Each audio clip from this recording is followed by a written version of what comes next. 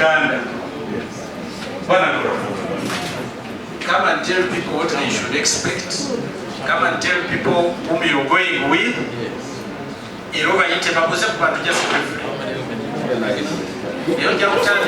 Madam Fina Masanyalaze, because what I'm saying, people too.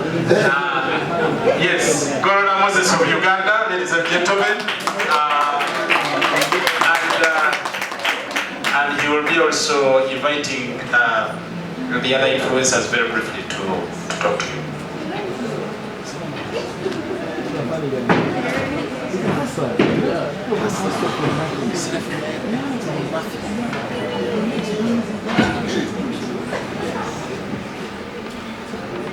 Abagenyi baffe mwenna tusanyusa okubalaba. Minisita wa tourism ne bapatanazi bonna abali wano olunaku olwaleero, twebaza Mukama Katonda atukuŋŋaanyiza, twebaza Katonda atulese wamu nga tourism ne bambasada baayo. Golola Moses of Uganda ge mannya gange, ndi musajja Muganda, ndi muzzukulu wa Balusimbi, ndi muzzukulu wa Magunda Erwanga, nsibuka mu mutuba gwa Kigumba emuwe, neddira Fumbe era nga yenze akulira olunyiri lwa Kyakeera, ne musajja Mutaka Mulamba. Olunaku olwaleero tukuŋŋaanye wano nga twagala okubategeeza olugero lwe tugendako Bunyoro. Bunyoro y'amaanyi nnyo mu byafaayo by'eggwanga lino. Abasajja Abanyoro n'Abaganda balina entalo okuva edda, era Abanyoro abo baali basajja b'amaanyi. Mu Buganda bwe twabeeranga ne bakibuuka Omumbaale, abasajja bali abalwaniranga mu bbanga. Era waliwo n'olugero olugamba nti kigudde ku Munyoro Omuganda yeesekere. Abanyoro bamanyiddwa nga abalina amaanyi ag'obuwangwa ag'amaanyi. Bunyoro wano liwa akugamba nti musawo w'e Bunyoro gamba Katonda wange. Nva kubanga Abatanzania. Era abasawo b'ekinnansi abakyasinze okuba ab'amaanyi bava Bunyoro. Era ndi musanyufu nnyo okubeera nga ŋŋenda e Bunyoro okulaba Bunyoro Kitala Kingdom yali etya. Olunyuma lwa Bunyoro olunaku luno lugenda kubeera lw'amaanyi nnyo, kubanga ngenda kubatwalira Life of a Champion eno firimu nnamba tugenda kubatugirabira eyo. Twebaza Katonda olwa Minister of Tourism olwavaayo ne yeegatta n'ebitongole ebikwasaganya tourism, WEG, Zoo.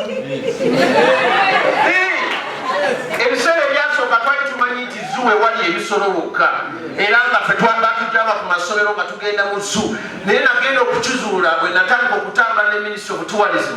Bw'ogenda mu Arua osangayo ebisolo, bw'ogenda e Windi osangayo ebisolo. So olunaku luno lwe tuligenda okutongoza olwa ensi yonna ey'obwobulambuzi kyamaanyi nnyo. N'ekirala twagala okusaba nti tourism tugyebazanye embeera zonna ze tubadde tutambula ebadde eteeka ssente empitirivu mu kukwata content. Naye content ono tumwogera mu Luzungu. Madamu liri oyo gwolaba Africast ayogera Luzungu, bw'ojjewa minisita waffe naye aliwaata ayogera Luzungu. Tulowooza ebintu bino byonna gye tuzze nga tukwata, naddala olusozi lw'e Rwenzori twagala tufune abatafuta. Kati tulina abantu nga bavijje vijja atandika okutontoma olulinya lwa Rwenzori, alyoka alaba baatuuka nga balina Simayo atandika okunnyonnyola empologoma. Nze bwe najja e Tanzania nafuna omukisa ogw'okubeera nga ku TV ndaba ku Safari TV.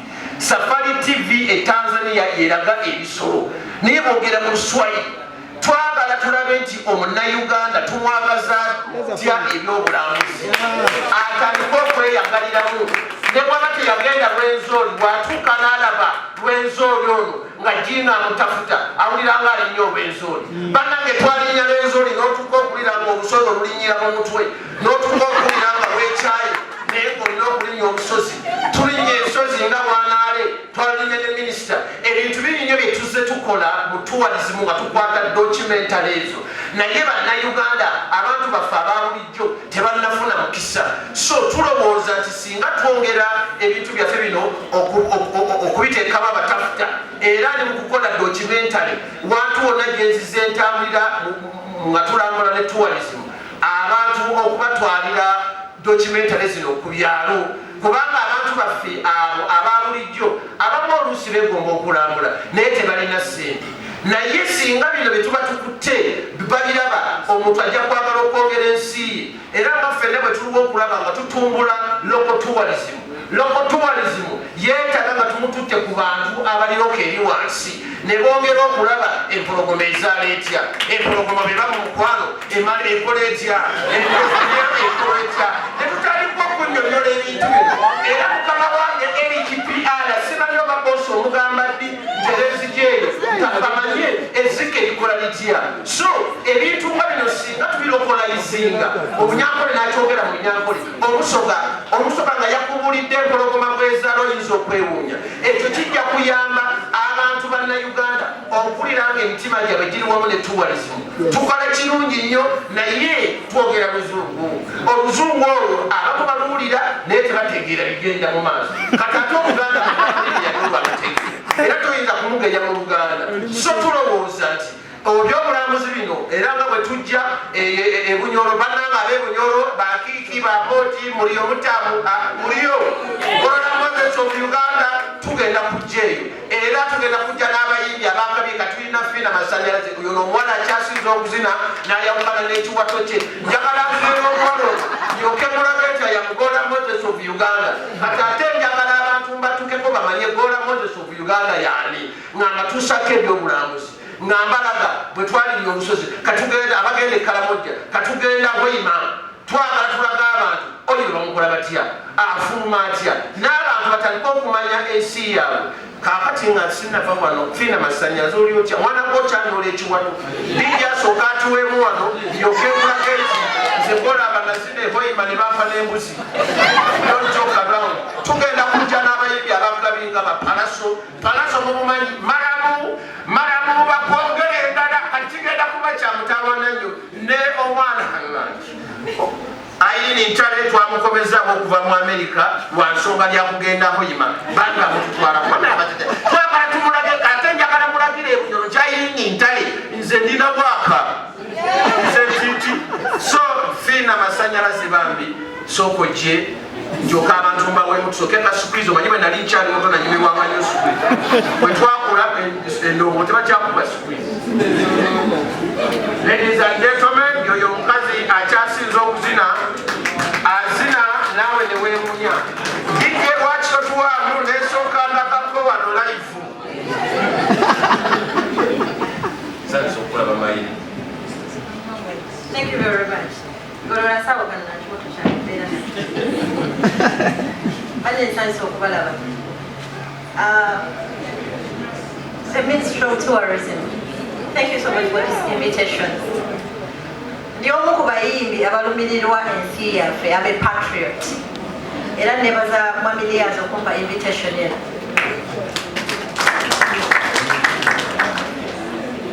I have a request to the Ministry of Tourism and UTV on behalf of the music fraternity.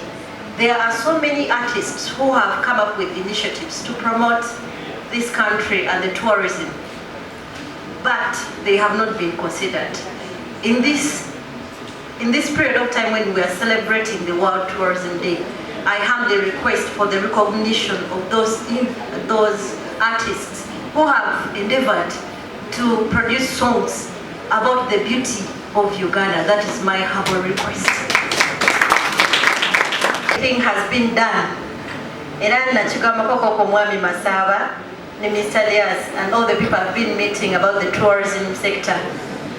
We really need sometimes to get off the ties and go down there. We need to make our Ugandans love our country and all that in the country. We need to promote tourism at local level. We want to own our tourism sector. Please, we humbly request for those initiatives that can go from up to bottom. Submission. If we have so many people like these ones who can do submissions,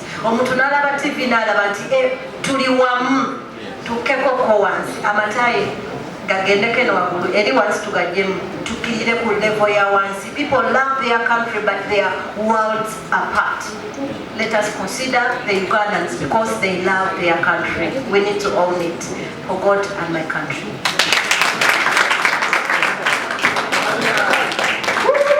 Oyo no yes, never pata to what they were, but when she starts shaking it, she's a wonderful. I'm going to shake. Bunyoro. Bana abantu be Bunyoro. Tuja tourism day eyingiddewo. Tuzinirako. We tomanyi izina ya mwana. See what did you are going to be fired here. Ezina y'omwana ekidabe. Ayingira gyatu nanga gyamaaso. N'ogenda okulaba nga weesonde. Olaba. Ogenda okulaba ng'osembeza entebe ng'ojjusimbira bannange. Tweyanziza nnyo kati tugenda kuleeta Madam Irene Ntale. Omwana weddira ki? Omwana oyo yeddira mpologoma Irene Ntale era twagala gye tumuyiteko Irene Ntale jangu. Yoyo Irene Ntale waba ayimba abeera romantiki naye nga yayogedde ayogera ng'empologoma.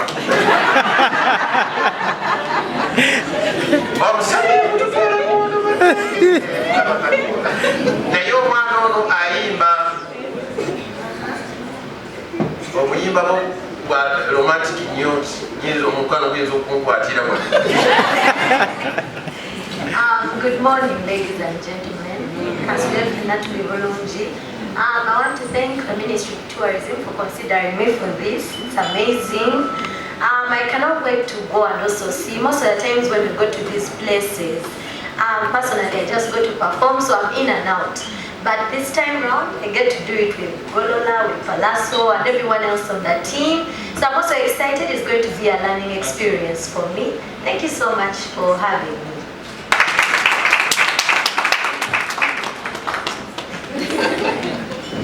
Omwana tatusambuli nedijje omuntu bwajja bwati ng'omuwa ng'atusambulingamu mayanja bamuyita Palazzo.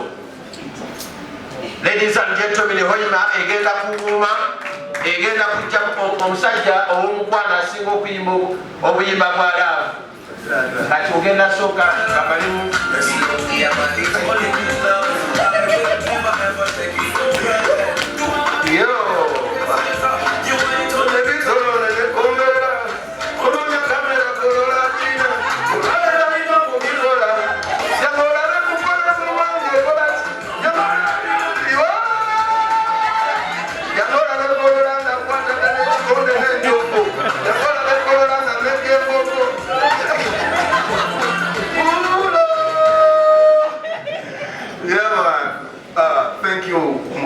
my brother Golola Moses okiraba twavakawo empene kati nga balowooza tugenda koma kazo nga balaba twakulabanga musitula ebyuma nga tulowooza muli babbi kumbe mugenda okugenda ensi Can you imagine I'm standing with the champion himself?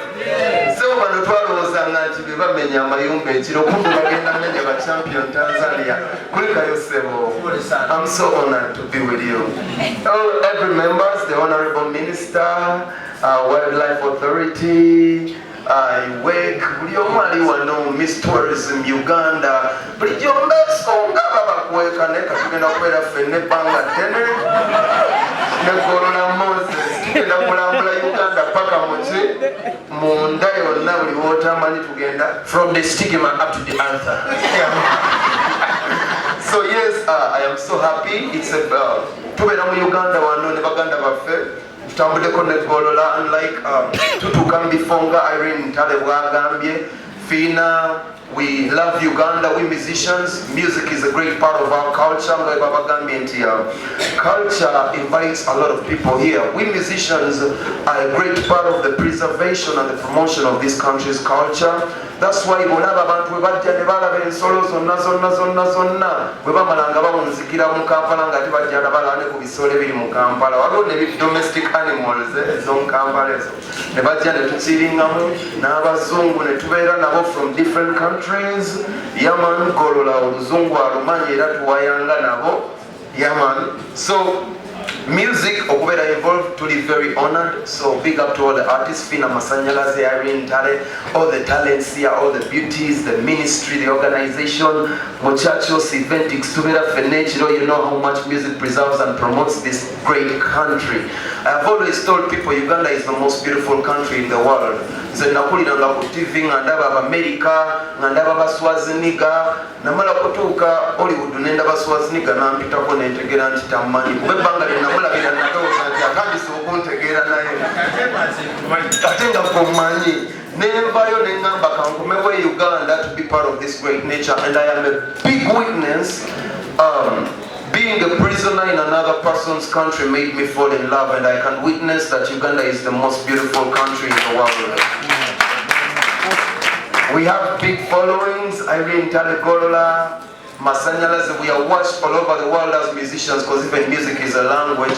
So I hope this is a great opportunity for me to use my media platforms and invite even waroba indi bannaffe tebamanyi this is fun.